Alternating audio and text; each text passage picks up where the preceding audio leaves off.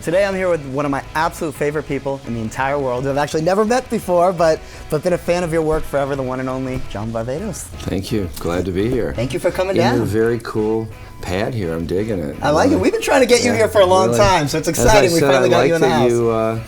You really screwed up the Four Seasons here. I love it. Yeah, I really give you a lot of credit for it. Come on. So you approve. That's a big thing. If John Varvatos says it's two thumbs up, not even one. Yeah, 2 thumbs up. Now, you know, it's interesting because there are a lot of people that design clothes and do a great job at it, but you've done one step even further. I mean, you've actually built a brand that transcends clothing. I mean, you're in so many different areas right now, and then, even with your new book, you're known as like the rock and roll guy that mixes it up. Was that something you set out to do in the beginning, or it just sort of happened? I think the best things in life happen organically, and it really happened organically. Music and rock and roll was always a huge passion, but it kind of seeped into the brand from the artist, not as much from me, initially anyway, in that the artists were shopping with us.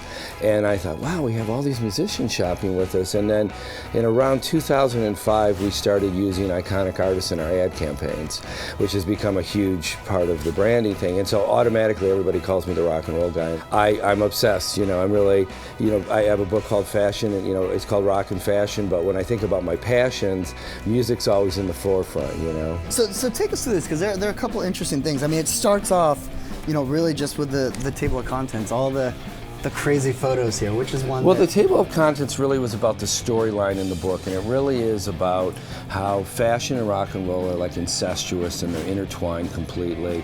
And it also talks about how a lot of these things in the book have inspired me over the time. Not necessarily literally inspired me, but there's been some kind of organic inspiration there, and it's everything from total bands with great style. Like, not every band has great style. And I have a section, a chapter in here called Behind the Shades, and it's about all these artists. And a number of them that I know are like really laid back, very sweet, but when they put those glasses on and they come on stage, they become somebody totally different. Right. I'm wearing a scarf. It kind of talks about the scarf and its influence on me and how it's kind of transcended through the generations. And interesting things if you look at pictures and you see Kings of Leon, on how they look like Jeff Beck in 1970, or Lenny Kravitz might have looked at some point in time like Jimi Hendrix thing. And so we're all influenced from a lot of people, and we see the influence in fashion and rock and roll, and then we see it's trickled down into pop culture.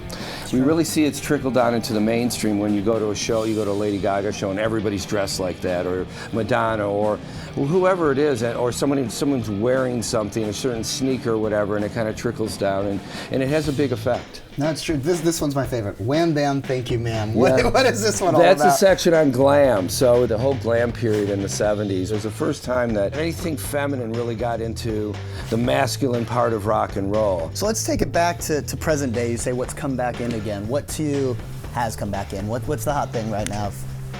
I think it's about guys dressing up again. There was a period of time where guys really dressed up, and we've gone through this whole casual period. Guys that never wore a suit, guys that never really got dressed up, they definitely didn't want to look like their dad. They're discovering that they look pretty hot and sexy when they're dressed up, and they get a different kind of vibe from women when they get dressed up in that way. So we're seeing that across the board at every level, that guys really want to dress up. And it's also, I think it's kind of a move away from logos. I think the whole thing about everything being cleaner look, more simplistic, great design, not as much about over-designing, but about the great little details. And we sell to guys who love great details in their electronics, in their car, their stereo system, whatever it is, and they appreciate those things. They don't need to walk around with a billboard. And what else inspires you? Because obviously music's a big inspiration in rock and roll and all that, but where else do you draw some inspiration architecture from? For sure, That's interesting. Yeah, architecture is a big thing for me. I really always have. In fact, there's things that when I design a collection, I'm looking at buildings, textures, finishes, that type of thing. Every season, I'm looking for new inspiration. I'm voracious for something new to inspire me, because if not, you kind of fall back onto the same things. Is there something you haven't done yet that you're questionable, might push the envelope too too far, but you might actually I don't know go about pushing the envelope too far. Everybody asks me about women's all the time, and I love it, but I'm actually more motivated right now to do a home collection. I don't want it to be overly masculine, but really to kind of to take the handwriting of what we have in our brand with what people talk about my DNA, with the different leather finishes that we do, the little textures that we do, the fabrics that we do, to be able to take those into new shapes. And so I've been playing around with that idea, and I really am excited about it. That's awesome. And then, fashion star, obviously a lot of people probably know you from that. What's like the one moment throughout the years that just stuck out from that show? The thing that stuck out was just the camaraderie that we had working on the show with Nicole and Jessica, and we became family in those few months that we were shooting.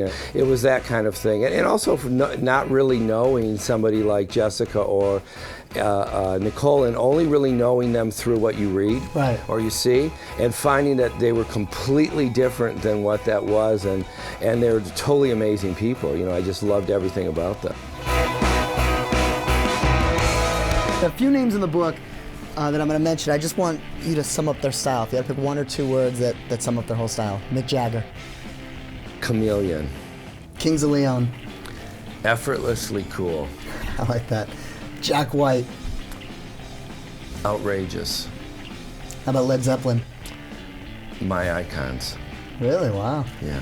And speaking of icons, is there a group or an individual that you would love to just have rocking your gear that has? Pretty much everyone has, but is there one? Yeah, I'm pretty lucky that pretty much we really kind of, but I would say if I thought about the book, the one person that of course I never met and I would have loved to work with was Jimi Hendrix. The guy was just the coolest guy on the planet. For the up-and-coming designers and people that want to break through, is there any advice that was ever handed down to you that you would want to hand down to someone else, or even just some advice you'd sort of create as to how to break through? I really didn't get that much advice other than, work your ass off. Don't take anything for granted. I guess the one advice that I got was from Ralph Lauren that I'll never forget, because I spent a lot of my life there as well, was you always have to raise the bar. You always have to push it up.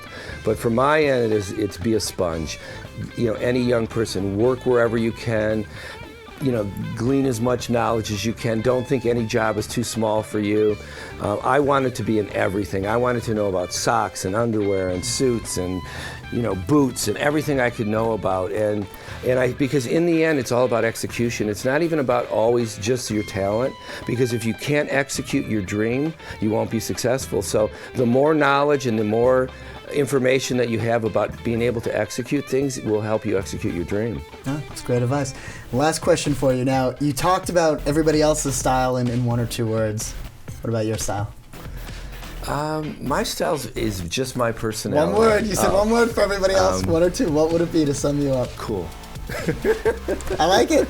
There you go. Can't get much cooler than that. One only John Varvatos. Thank you so much for coming and hanging out and giving some good advice. Good to be with you. Thank you.